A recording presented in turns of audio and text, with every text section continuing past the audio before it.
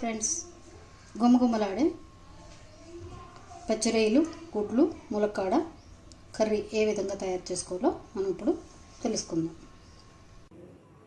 పచ్చిరొయ్యలు, ములక్కాడ and eggs curry ఏ విధంగా తయారు చేయాలో మీకు చూపిస్తున్నాను. దానికి కావాల్సినటువంటి పదార్థాలు: 1/2 కేజీ పచ్చిరొయ్యలు, 3 ఉల్లిపాయలు ఇలా కట్ చేసి పెట్టుకున్నా, 1 ములక్కాడ కొంచెం పెద్దగా ఉంది కాబట్టి 1 సరిపోతుంది, 3 పచ్చిమిర్చి, 4 ఎగ్స్, తర్వాత గరం మసాలాలో దాచిన చెక్క, యాలకులు, లవంగాలు అండ్ జాజి పువ్వు, జాపత్రి, జస్ట్ గసగసాలు, అల్లం వెల్లుల్లి paste, salt, next garam masala paste, ఇవన్నీ కలిపితే ఈ విధంగా పేస్ట్ చేసుకున్నాను.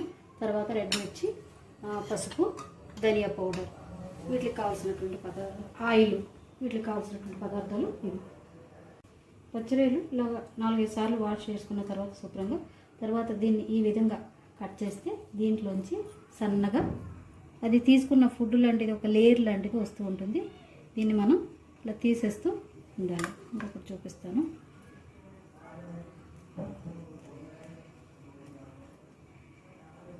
ఇలా వస్తుంది. ఈ లేయర్ని మనం తీసి పారేస్తే తినడానికి మనకి బాగుంటుంది. అన్నీ ఈ విధంగానే చేసుకోవాలి. పచ్చిరొయ్యలు కడిగి అలాగే తీసేసుకున్న తర్వాత ఇందులో కొంచెం పసుపు, కొంచెం మజ్జిగ వేసి కడిగితే ఇలా నీట్గా స్మెల్ అనేది లేకుండా వస్తాయి.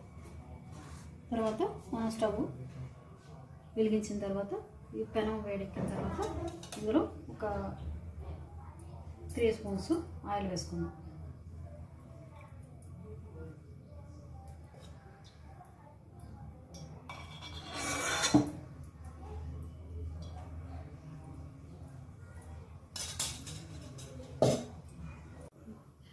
ఆయిల్ వేడెక్కిన తర్వాత కొద్దిగా పసుపు వేసుకొని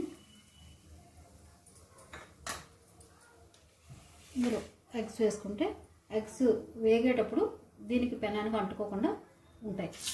ఈ యొక్క ఎగ్స్ కూడా కొంచెం కలర్ఫుల్గా వస్తాయి.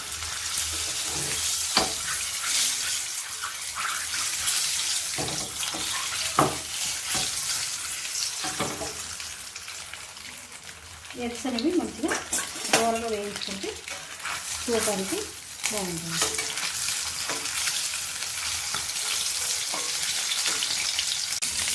ఎగ్స్ ఇలా వేగిన తర్వాత వీటిని మనం ఒక ప్లేట్లోకి వేసేస్తుంది.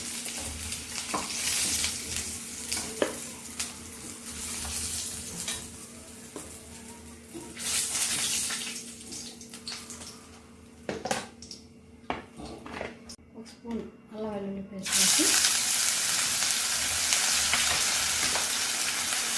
వేగిన తర్వాత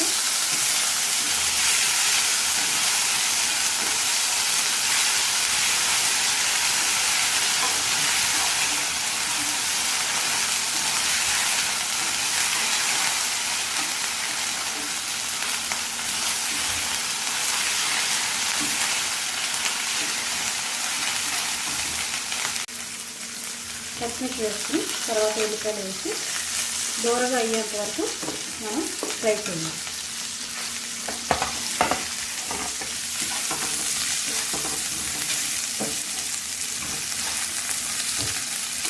ములక్కాడ పచ్చిరొయ్యల కూర అనేది చాలా టేస్టీగా ఉంటుంది.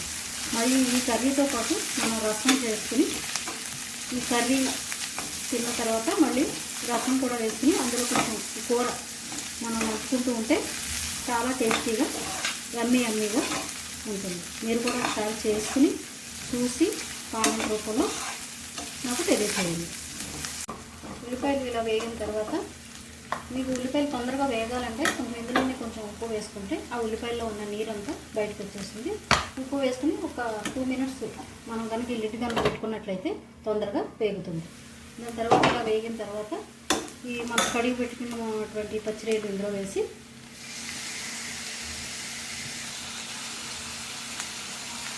మొత్తాన్ని ఒకసారి కలిపిన తర్వాత ఒక 2 మినిట్స్ మూత పెట్టుకుంటే ఇవి కూడా కొంచెం మనకి ఫ్రై అవుతాయి.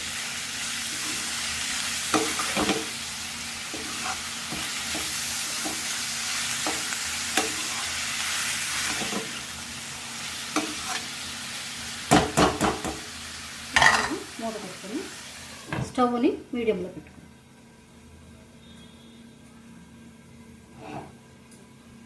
ఇలా ఆయిల్లో ఉల్లిపాయలతో పాటు ఈ ప్రాన్స్ కూడా వేగితే టేస్ట్ అనేది బాగుంటుంది.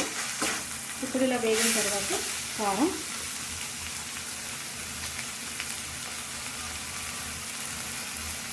టీ స్పూన్తో ఒక స్పూన్నర వేసుకుంటే సరిపోతుంది అనుకుంటున్నాను. ఎందుకంటే కారం ఎక్కువ తినే వాళ్ళు అయితే కొద్దిగా వేసుకోవచ్చు, లేకపోతే ఒక స్పూన్ ప్లస్ హాఫ్ స్పూన్ వేసుకుంటే సరిపోతుంది.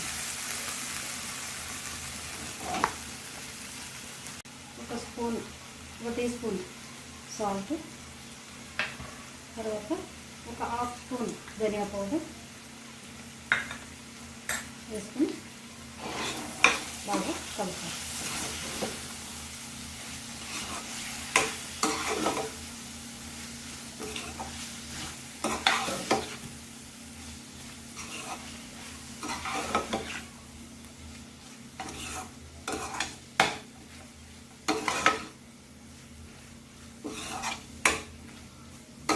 ఇలా కలిపిన తర్వాత దీంట్లో తగినంత వాటర్ వేసుకుని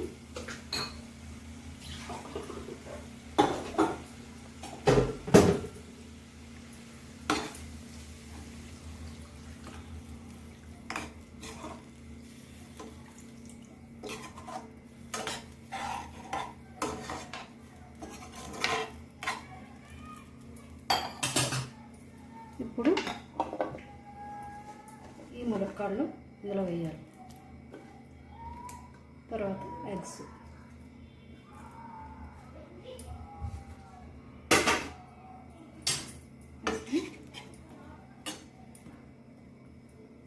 సిమ్లో ఒక 4-5 మినిట్స్ ఉడికిన తర్వాత లాస్ట్లో ఒక 1 మినిట్ ముందు ఇవి గరం మసాలా వేసుకుని దించేస్తే ఎమ్మీగా ఉండేటువంటి పచ్చిరేలు ములక్కాడ గుడ్లు కూర తయారీ అవుతుంది.